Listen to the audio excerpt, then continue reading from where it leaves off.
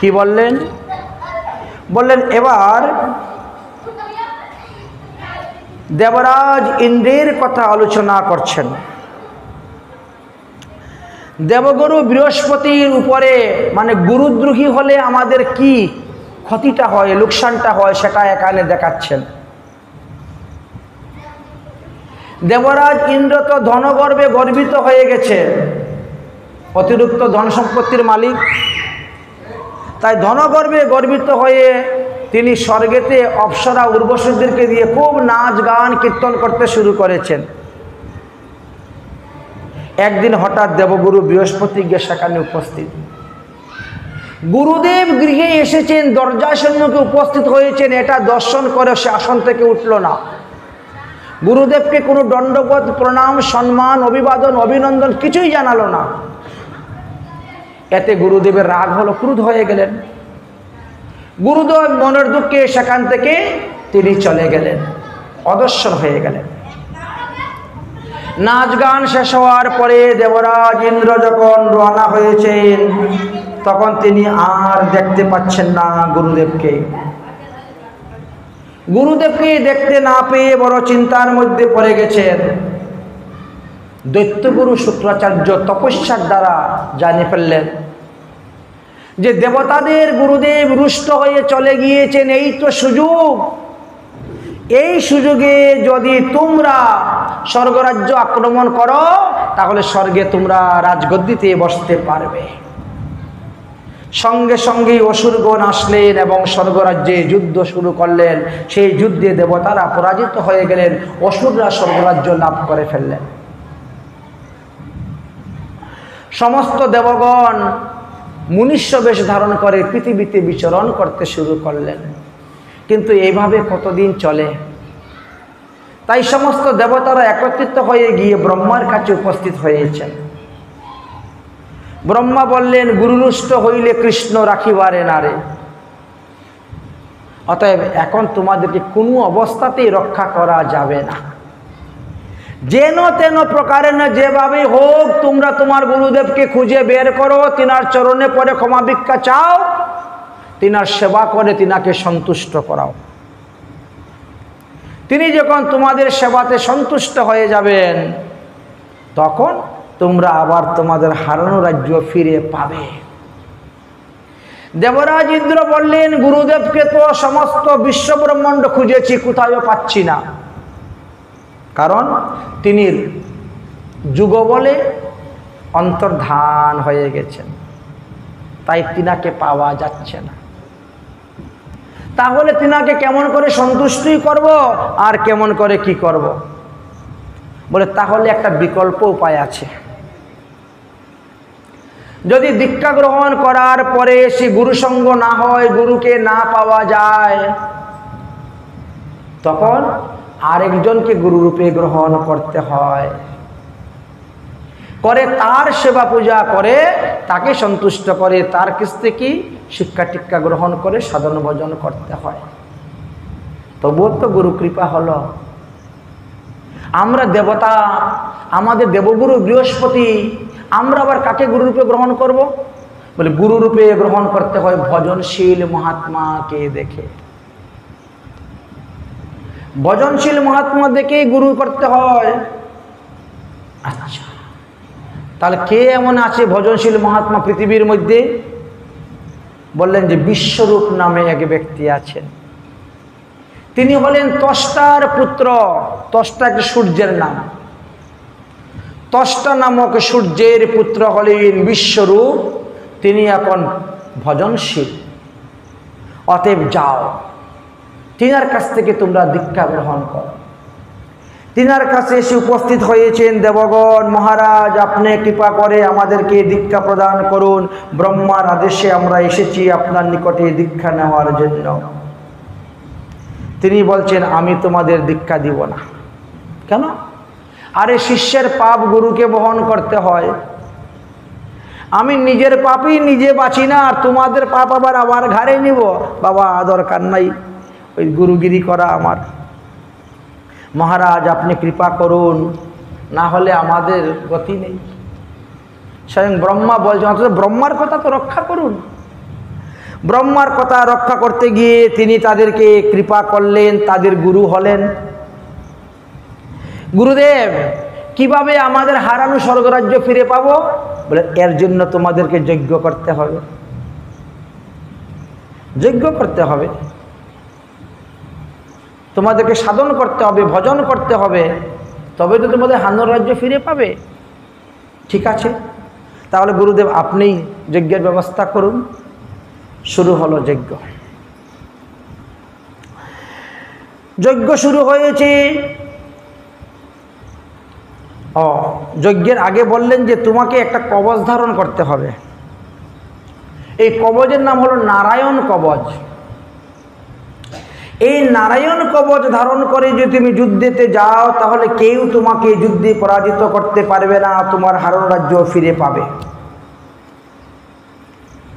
গুরুদেবের কৃপাতে তিনি গেলেন এবং তিনি যুদ্ধ করলেন, যুদ্ধে জয়লাভ করলেন, স্বর্গরাজ্যে ইন্দ্র বসলেন। বসার পরে বললেন যে গুরুদেব, এবার আপনি বলুন কি করতে পারি। বলে, বাবা, এইবার তোমাকে যজ্ঞ করতে হবে। এর নাম হলো বিশ্বজিৎ যজ্ঞ। একটা যজ্ঞ করতে 100 মণ ঘি লাগে। যদি এই বিশ্বজিৎ যজ্ঞ তুমি করতে পারো, তাহলে আর কোনোদিন অসুররা তোমার রাজ্য নিতে পারবে না। বিলম্ব কেন? শুরু করেন যজ্ঞ।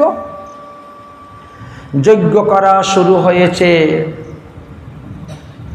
এবার যজ্ঞ করতে সময় কি করছেন? দেবতাদের নাম উচ্চারণ করে যখন আহুতি দেন, তখন বড় করে বলেন ইন্দ্রায় স্বাহা। কিন্তু তিনার মামার গোষ্ঠীটা ছিল রাক্ষসের দল, অসুরের দল। তিনার বাবা হলেন দেবতা, মা হলো এক রাক্ষসনী।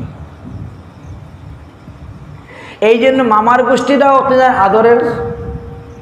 মামাদের নাম উচ্চারণ করে ছোট করে সোয়াহা করে দিয়ে দেন, মামাদেরকেও যজ্ঞের ভাগ। এক দেবতা এই কথা শ্রবণ করে ইন্দ্রকে গিয়ে বলছেন, আমাদের গুরুদেব আমাদের পরম শত্রু অসুরদেরকেও যজ্ঞের ভাগ দিচ্ছেন।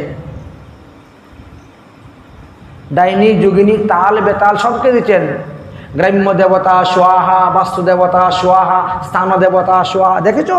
সবাইকে দিয়ে দিচ্ছেন, ভূত প্রেরত পিচাস খাটা সবাইকে। এটা তো ভালো কাজ নয়। ইন্দ্র বলছে, আমার ঘরের দ্রব্য দিয়ে আমার যজ্ঞ করবেন, তিনি অন্যকে দিবেন কেন? দেখি তো গিয়ে আমি শুনি। ইন্দ্র হাতের মধ্যে অস্ত্র নিয়ে এসে চুপচাপ শুনতেছে। দেখলো ঘটনা সত্যি, ফস করে গুরুদেবের মাথা কেটে ফেলে দিল। হয়ে গেল ব্রহ্মহত্যা পাপ। এই ব্রহ্মহত্যা পাপ থেকে উদ্ধারের উপায় এখন কি আছে? নেই। গুরু হত্যা করে নিয়েছে। ব্রহ্মহত্যা পিশাচিনী আসছে, তাকে ধরার জন্য ইনি ছুটতে শুরু করেছেন। ব্রহ্মার কাছে গিয়েছেন, আমাকে বাঁচাও বাঁচাও, আমি তো এখন এই করে ফেলছি, কি করা যাবে? দেখো, তোমার পাপকে তুমি ভাগ করে দাও, যদি কেউ নিয়ে যায় তাহলে তুমি পাপ মুক্ত হয়ে যাবে। পৃথিবীর বহু স্থানে ভ্রমণ করতেছেন, কেউ তো পাপ নিতে চাচ্ছে না। এইবার আসছেন পৃথিবী দেবী। ওগো ভূমি মাতা, তুমি আমার 1 ভাগ পাপ গ্রহণ করো। তোমার পাপ গ্রহণ করলে আমার কি লাভ হবে? কেউ যদি তোমাকে খনন করে, গর্ত করে, সেই গর্ত আপনি আপনি ভরে যাবে। আমি তোমাকে এই বর দিব। পৃথিবী দেবী তখন 1 ভাগ পাপ গ্রহণ করে নিলেন। সঙ্গে সঙ্গে মাটিটা ঊষর বর্ণ হয়ে গেল। একই এই লবণের মতন ঊষর বর্ণকে দেখা যায়, বলে এটাই হলো ব্রহ্মহত্যা পাপ। এই কারণে বীজ লাগাইলে গাছ হবে না, এটা ব্রহ্মহত্যা পাপ। ওখানে বীজ ফেললে গাছ হবে না, ঊষর বর্ণ যেখানে। হে জল, তুমি আমার 1 ভাগ পাপ গ্রহণ করো, তাহলে আমি তোমাকে বরদান দিব, তুমি হবে মানুষের, প্রাণীদের প্রাণ, তুমি সবার সঙ্গে মিশতে পারবে, তুমি হবে মানুষের জীবন, যদি তুমি আমার 1 ভাগ পাপ গ্রহণ করো। জল বলছে, ঠিক আছে, তাহলে আমি তোমার 1 ভাগ পাপ গ্রহণ করলাম। সঙ্গে সঙ্গে জলের মধ্যে সাবানের মধ্যে ভূত ভূত ভূত ভূত ফেনা ছুটতে শুরু। এ কি আমার জলের মধ্যে ফেনা কেন? বলে এটাই ব্রহ্মহত্যা পাপ। সমুদ্রে ফেনা দেখেন না? ব্রহ্মহত্যা পাপ। ওরে বৃক্ষগণ, তোমরা আমার এক ভাগ পাপ গ্রহণ করো। বলে কি লাভ হবে? বলে তোমাদের ডাল কাটলে তোমরা মরবে না, তোমাদের ডাল কাটলে তোমরা দুঃখ পাবে না, কষ্ট পাবে না। যেখানে কাটবে ডাল সেখান থেকে আরো দুটা ডাল বেরিয়ে যাবে। দেখেন লাউয়ের ডুগা ভেঙে দেন তো দুটার বেরিয়ে যাবে। তুলসী গাছের মঞ্জুরি ছিঁড়ে দেন তো দুটার বেরিয়ে যাবে। বর ঠিক আছে, এক ভাগ পাপ নিয়ে নিলাম। যেই এক ভাগ পাপ নিয়েছে এমনি গাছ থেকে আঠা বেরোতে শুরু হয়েছে। এ কি আমার গাছে তো আগে আঠা ছিল না, এই আঠা কেন? বলে ওটাই তো ব্রহ্মহত্যা পাপ। এইবার এক ভাগ পাপ রয়েছে, তিনি কাকে দিবেন কাকে দিবেন খুঁজে পাচ্ছেন না। বহু স্থানে তিনি গমন করলেন, তারপরে বলেন মহিলাদের কাছে আসলেন, ওগো নারীগণ, তোমরা আমার এক ভাগ পাপ গ্রহণ করো। তোমার পাপ গ্রহণ করলে আমাদের কি লাভ হবে? তোমাদেরকে বর দিব। তোমরা পুরুষের চাইতে আহারে দ্বিগুণ, সাহসে চতুর্গুণ, বুদ্ধিতে 6 গুণ, শতগুণ, আর কামেতে 8 গুণ। এমনটা বর পাইয়া কে ছাড়ে পাপ নিতে? সঙ্গে সঙ্গেই পাপ নিয়ে নিলেন। যেই পাপ নিয়েছেন এমনি তাদের রজস্বলা হয়ে গেলেন। এ কি অসময়ে? বলে ওটাই তো ব্রহ্মহত্যা পাপ। এই ব্রহ্মহত্যা পাপ তোমাদেরকে ভোগ করতে হইবে। 4 ভাগ পাপ ভাগ করে দিয়ে দিলেন, ইন্দ্র মুক্ত হয়ে গেলেন। কিন্তু ইন্দ্র মুক্ত হলে কি হলো? যার ছেলে মারা গিয়েছে সে কি ছেড়ে দিবে? এইবার ত্বষ্টার হয়ে গেল রাগ। দেবতারা এত বড় স্বার্থপর, আমার ছেলেকে গুরুরূপে গ্রহণ করে হারানো স্বর্গরাজ্য ফিরে পেল, আর তারপরে সে আমার ছেলেকে বধ করল। আমি তাকে ছাড়ব না। ইন্দ্রকে মারার জন্য আমিও একটা পুত্র সন্তান জন্ম দিব। কি করতে হয়? সমস্ত মুনি ঋষিদের সঙ্গে বসে আলোচনা করা হলো। তারা বললেন যজ্ঞ করলে 1 দিনের মধ্যেই পুত্র সন্তান হয়ে যাবে। যজ্ঞের এমন শক্তি। ঠিক আছে, তাহলে যজ্ঞ আরম্ভ করুন। এমন একটা পুত্র সন্তান উৎপন্ন হবে যে পুত্র এই ইন্দ্রকে মারতে পারবে। বেদ মন্ত্র উচ্চারণ করে শুরু হলো যজ্ঞ। যজ্ঞেতে উদাত্ত, অনুদাত্ত, শরত 3 রকমের স্বর ব্যবহার হয়ে থাকে। এই জন্য স্বাহা শব্দটা আসতে বললে হয় না, জোরে বলতে হয়। স্বাহা আসতে বললে হবে না। কোন জায়গাটা আসতে বলতে হবে, কোন জায়গাটা জোরে বলতে হবে, বেদের এইগুলা কতগুলা বিধান আছে, বিধি দেওয়া আছে। মন্ত্র বলা হয়েছে উদ্দেশ্য কি? যজ্ঞকুণ্ড থেকে এমন একটি পুত্র সন্তান উৎপন্ন হবে যে পুত্র দেবরাজ ইন্দ্রকে বধ করতে পারবে। এই তো উদ্দেশ্য। কিন্তু মন্ত্র হয়ে গেল ভুল। মন্ত্র উচ্চারণ ভুল করলেন, ইন্দ্রের হাতে মারা যাও এমন ছেলে জন্ম নেও অর্থ হয়ে গেছে। এই জন্য ভুল মন্ত্র জপ করলে কোনোদিন কেউ সিদ্ধি লাভ করতে পারবে না। শ্রীমদ্ ভাগবত মহাপুরাণে তার প্রমাণ দেখিয়ে গেছেন 6ষ্ঠ স্কন্দের 9ম অধ্যায়ের 11 নম্বর শ্লোকে। ইন্দ্র সতরো বিদস্তায়াম মাচিরম জহি বিধিবিষাম। এই শ্লোকের মধ্যে ভুল হয়ে গেল। কি ভুল হলো? যজ্ঞের সময় ঋত্বিকগণ যখন মন্ত্র বলেন, যেখানে জোরে উচ্চারণ করবেন সেখানে আস্তে উচ্চারণ করেছেন, আর যেখানে আস্তে উচ্চারণ করার কথা সেখানে জোরে উচ্চারণ করলেন। মন্ত্র ভুল হয়ে গেল। মন্ত্র ভুল হওয়ার পরে কি হলো? বৃত্তাসুরের জন্ম হলো।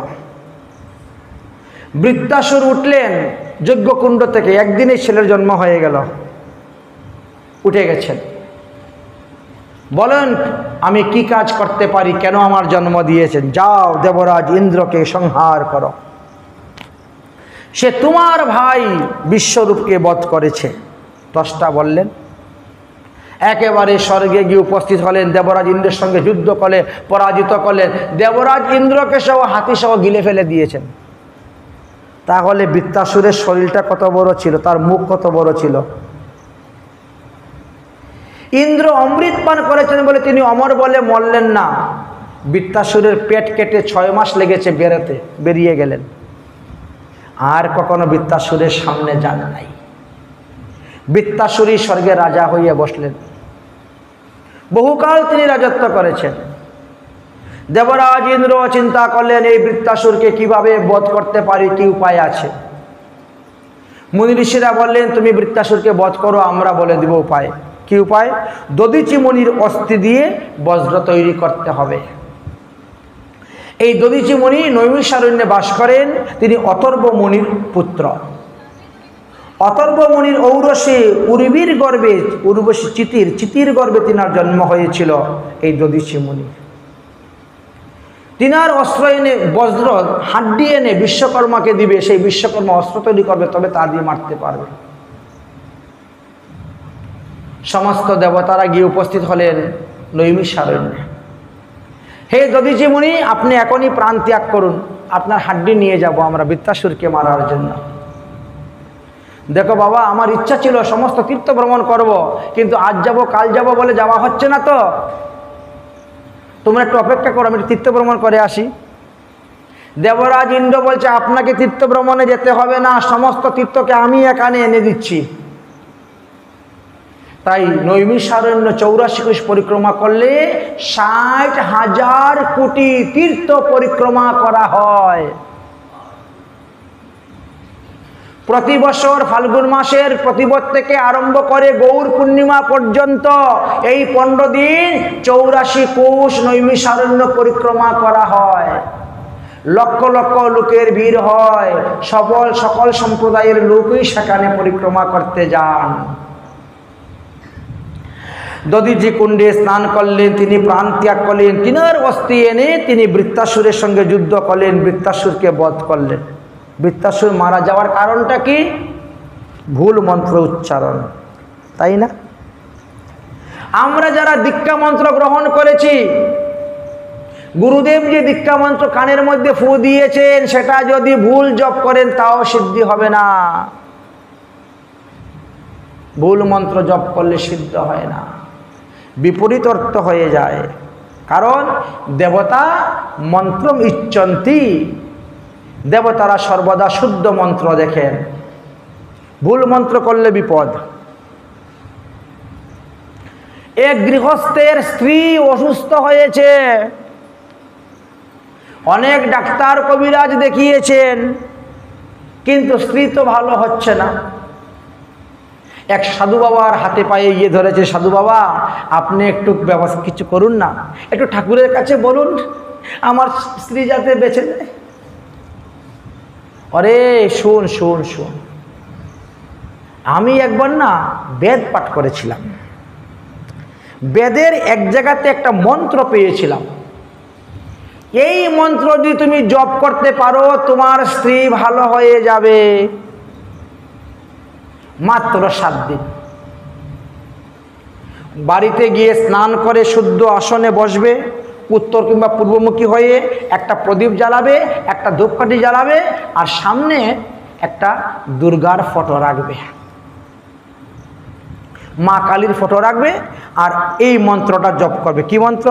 ভার্যাম রক্ষতি ভৈরবী, ভার্যাম রক্ষতি ভৈরবী, ভার্যাম রক্ষতি ভৈরবী, জপ করতে থাক, দেখবে তোর স্ত্রী ভালো হয়ে যাবে। কারণ দুর্গা হলেন দুর্গতি নাশিনী, তিনার এই মন্ত্র জপ করলে মানুষ রূপ থেকে মুক্তি লাভ করতে পারে। যা গিয়ে বল তোর স্ত্রী ভালো হয়ে যাবে। ঠিক আছে বাবাজি। সাধুকে দণ্ডবত প্রণাম করে ঊর্ধ্বশ্বাসে ছুটছেন বাড়ির দিকে। রাস্তার মধ্যে হঠাৎ করে এক বহু পুরানা বন্ধুর সঙ্গে দেখা। আরে বন্ধু, কি ব্যাপার, তুমি এত ঊর্ধ্বশ্বাসে কোথায় দৌড়ে যাচ্ছ? তোমার মুখটা এত মলিন কেন রে? কি হয়েছে? আর বলিস না বন্ধু, তোর বৌদির তো শরীর বড় খারাপ। অনেক ডাক্তার কবিরাজ দেখেছি, বাঁচাতে পারবো কি না জানি না। এক সাধু বাবা একটা মন্ত্র দিয়েছে, এই মন্ত্র জপ করলে পরে বলছেন বেঁচে যাবে। তাই আমি একটু তাড়াহুড়া করে যাচ্ছি বন্ধু, পরে কথা বলবো, এখন আর সময় নেই কথা বলার। বন্ধুর সঙ্গে কথা বলতে বলতে মন্ত্র গিয়েছে ভুলে। আমার মতন তো কচি পণ্ডিত, তো সবসময় সব কিছু মনে থাকে না। পাকা পণ্ডিত যারা হয়তো সব কিছু মনে থাকে, মুখস্থ থাকে। মন্ত্র ভুল হয়ে গেছে। কি জানি সাধু বাবা কি বলছিল মন্ত্রটা, মাথাটা চুলকে টুলকে একটু বুদ্ধি বের করে জোড়া তালা লাগিয়ে দিয়েছে। ঘরে গিয়ে একেবারে ধূপ ধুনা জ্বালিয়ে মা দুর্গার ফটো বসিয়ে একেবারে শ্রদ্ধা সহিত, নিষ্ঠার সহিত, প্রেমের সহিত, ভক্তির সহিত জপ করা শুরু করছে। ভার্যাম ভক্ষতি ভৈরবী, ভার্যাম ভক্ষতি ভৈরবী, ভার্যাম ভক্ষতি ভৈরবী, ভার্যাম ভক্ষতি ভৈরবী, শুরু হয়ে গেছে মন্ত্র জপ। 2 দিন জপ করতে না করতে স্ত্রী মরে গেছে। হ্যাঁ, আমার স্ত্রী মরে গেল কেন? একেবারে দৌড়ে সাধু বাবার কাছে উপস্থিত। সাধু বাবা, তুমি বললে এই মন্ত্র জপ করলে পরে আমার স্ত্রী বেঁচে যাবে, জীবিত হয়ে যাবে, হেঁটে বেড়াবে, ঘুরে বেড়াবে, আর আমার স্ত্রী মরল কেন? সাধু বলছে এটা তো হতে পারে না।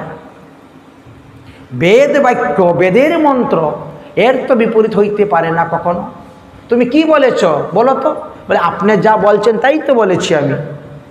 আরে বাবা, তুমি বলো না, 2 দিন ধরে তো তুমি জপ করেছ, অতএব তুমি নিজের মুখে বলো তুমি কি মন্ত্র জপ করেছো। বলে ভার্যাম ভক্ষতি ভৈরবী।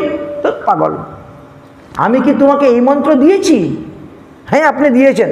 না না, আমি দিয়েছি ভার্যাম রক্ষতি ভৈরবী, আর তুমি গিয়ে বলছো ভার্যাম ভক্ষতি ভৈরবী। তো আমার কি দোষ রে বাবা? ভার্যাম রক্ষতি ভৈরবী তার মানে হে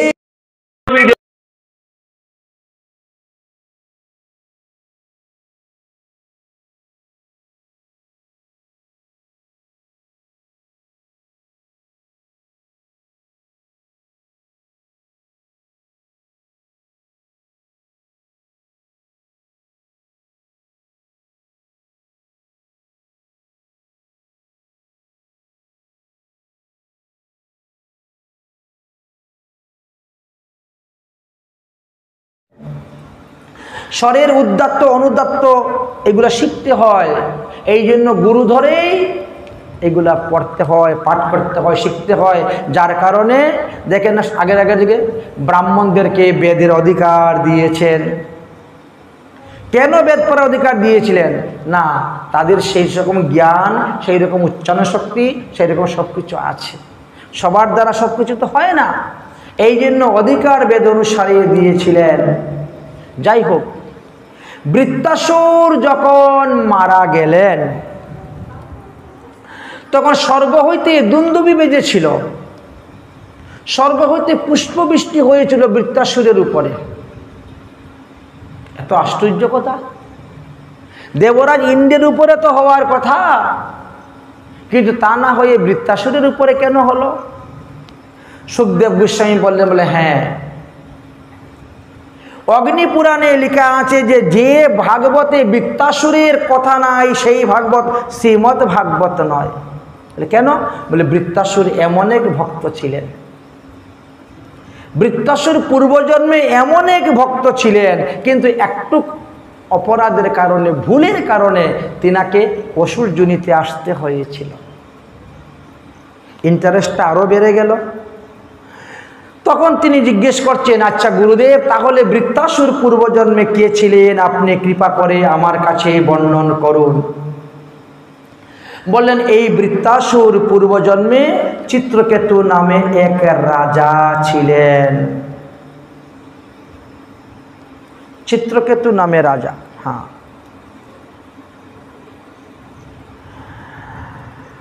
তিনি বিবাহ জীবনে সন্তান লাভ করতে পারছেন না বলে একের পর এক বিয়ে করেই যাচ্ছেন। এইভাবে বিবাহ করতে করতে তিনার জীবনে তিনি 1 কোটি বিবাহ করেছিলেন, তথাপিও কোনো সন্তান লাভ করতে পারেন নাই। একদিন তিনার বাড়িতে অঙ্গিরা ঋষি এবং দেবর্ষি নারদ এসে উপস্থিত হয়েছেন। একে একটু আত্মতত্ত্ব দেওয়ার দরকার। সারি বিয়েই করে যাচ্ছে, সাধন ভোজনটা করবে কখন? সন্তান লাভের আশায়। আত্মতত্ত্ব যখন দিতে এসেছেন তখন সেই আত্মতত্ত্ব নিতে রাজি না, সে চায় পুত্রতত্ত্ব। আপনারা সাধুগুরু বৈষ্ণব, আপনাদের কাছে সব কিছু পাওয়া যায়, অতএব কৃপা করে আমাকে একটি পুত্র সন্তান দান করুন। মহিষী অঙ্গিরা ঋষি বললেন, তাহলে তো তোমাকে যজ্ঞ করতে হবে। যজ্ঞ করা হলো, যজ্ঞ থেকে চরু উৎপন্ন হলো। সেই চরু বড় রানী কৃতদ্যুতিকে দিলেন। কৃতদ্যুতি গর্ভবতী হলেন, অপূর্ব সুন্দর একটি পুত্র সন্তান জন্ম দিলেন। এই সন্তান জন্মের পর থেকে রাজা রানী কৃতদ্যুতিকে একেবারে মনে প্রাণে ভালোবাসেন, আর কোনো রানীকে ভালোবাসেন না, আর কোনো রানীর কাছে তিনি যানও না। বাকি সব রানীরা স্বামীর ভালোবাসা থেকে বঞ্চিত, এই জন্য তাদের মনে দুঃখ। এই শিশুটার কারণে আজকে আমরা রাজার ভালোবাসা থেকে বঞ্চিত। এই শিশু জন্মের পর থেকে আমরা রাজার ভালোবাসা পাচ্ছি না। এই হলো কাল। শিশুটার বয়স যখন 5-6 বছর হয়ে গেছে, এই ঘরে দৌড়ে ঘুরে বেড়ায়। একদিন এক সুযোগে বিষ খাবারের সঙ্গে মাখিয়ে দিয়েছে খাওয়িয়ে। শিশু মরে গেল। শিশু মারা যাওয়ার পরে তিনার মনের মধ্যে যে দুঃখের উদয় হয়ে গেল। কাঁদতে কাঁদতে পুত্রের জন্য অন্ধ হয়ে গিয়েছিলেন রাজা চিত্রকেতু। তখন অঙ্গিরা ঋষি আর দেবর্ষিরা রদেশে উপস্থিত হলেন চিত্রকেতুকে উপদেশ দেওয়ার জন্য। কিন্তু তখনও সে পুত্রতত্ত্বই চাচ্ছে।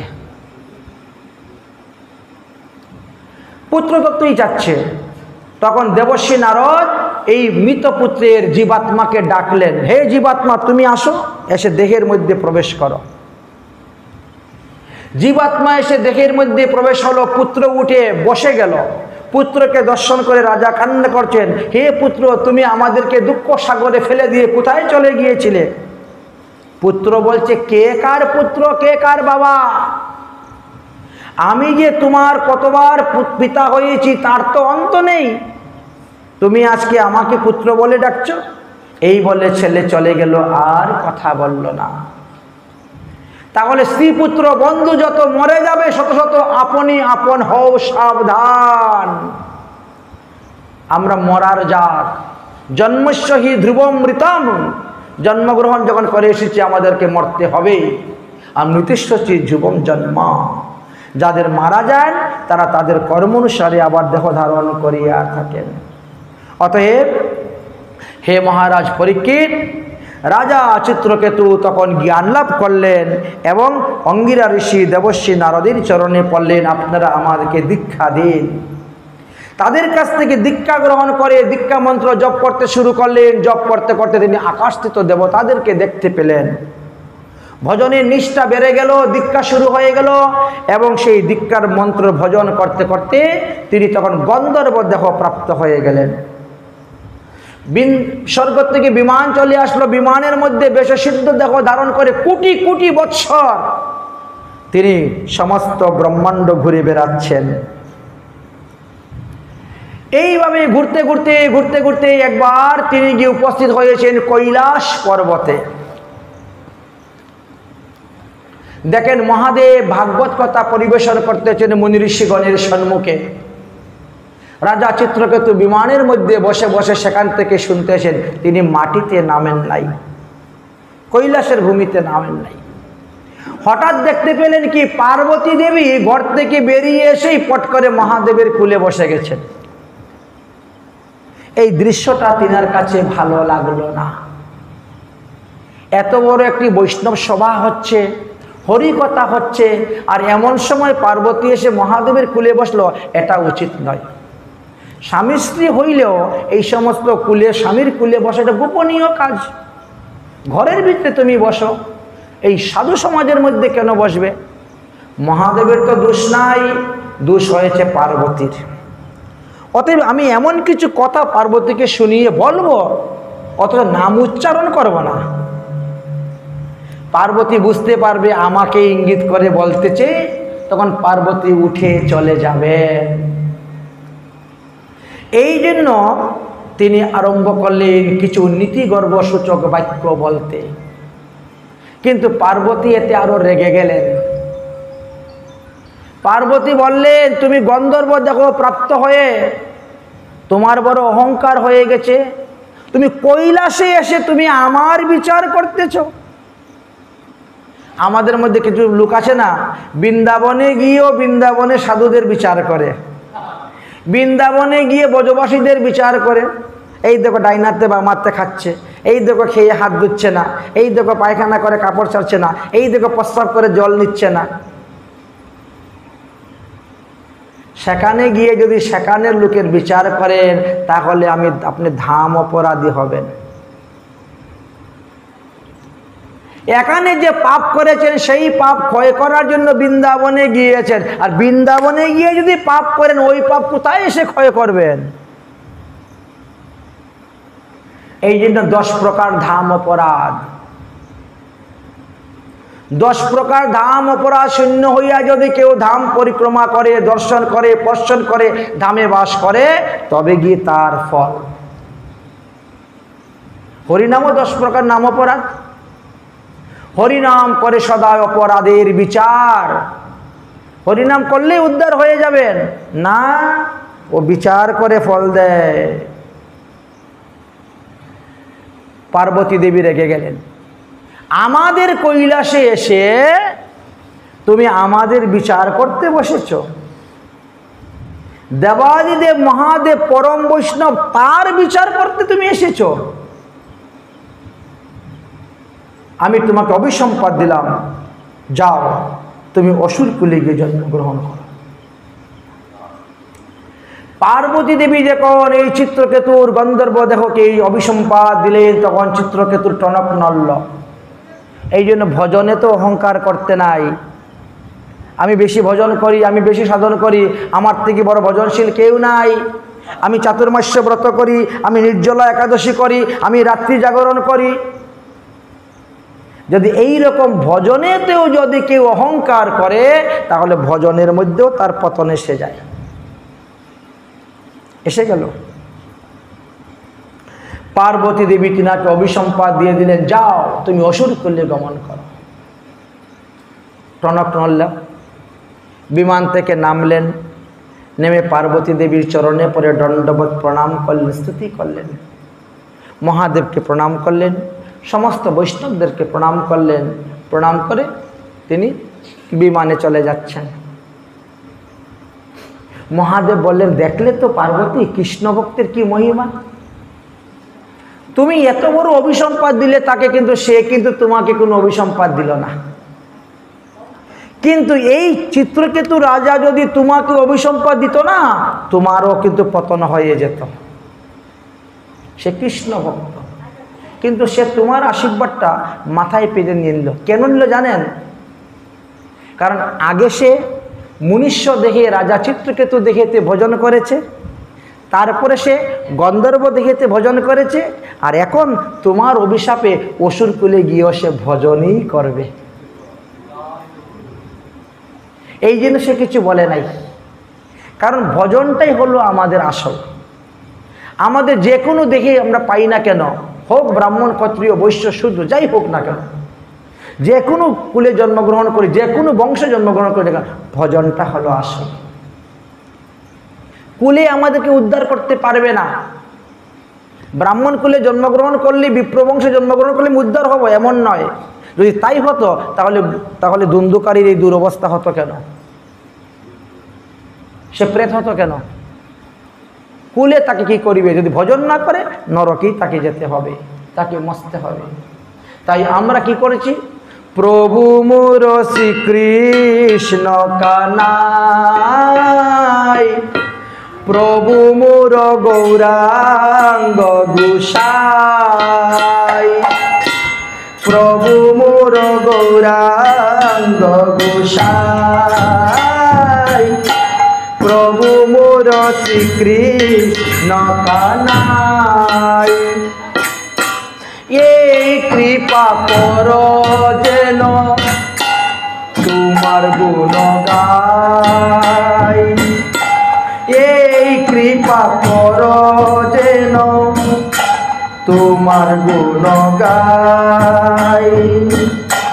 প্রভু মোর শ্রীকৃষ্ণ কানাই, প্রভু মোর শ্রীকৃষ্ণ কানাই। হোক না জনম যে সে কুলে, যে সে দেহ পাই, হোক না জনম যে সে কুলে, যে সে দেহ পাই। তোমার ভক্তের সঙ্গে ফিরে যেন তোমার গুণ গাই, তোমার ভক্তের সঙ্গে ফিরে যেন তোমার গুণ গাই। আমার হোক না জনম যে সে কুলে, হোক না জনম, আমার হোক না জনম অসুর কুলে, হোক না যেন ওই চরণে মতিটাকে, হোক না জনম অসুর কুলে, ওই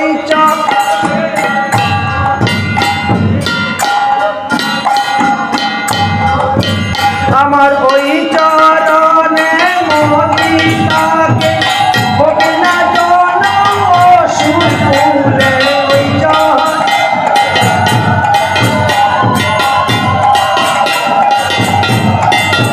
যেন ওই চরণে মতিটাকে, হোক না জনম অসুর কুলে।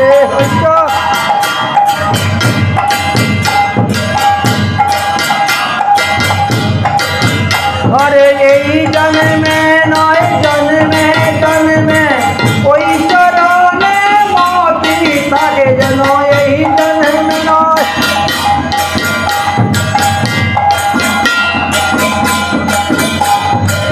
এই জন্যই তো আমাদের মহাজনগণ বলছেন, বৈষ্ণবের ঘরে যদি হইতাম কুকুর, এটু দিয়া তরাইত বৈষ্ণব ঠাকুর।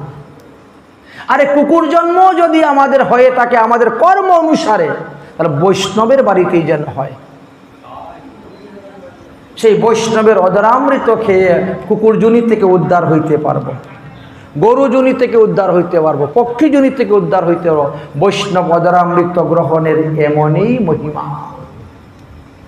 এই তো সেই চিত্রকেতুর মহিমার কথা বর্ণন করলেন। তারপরে 49 মুরুদগণের কথা।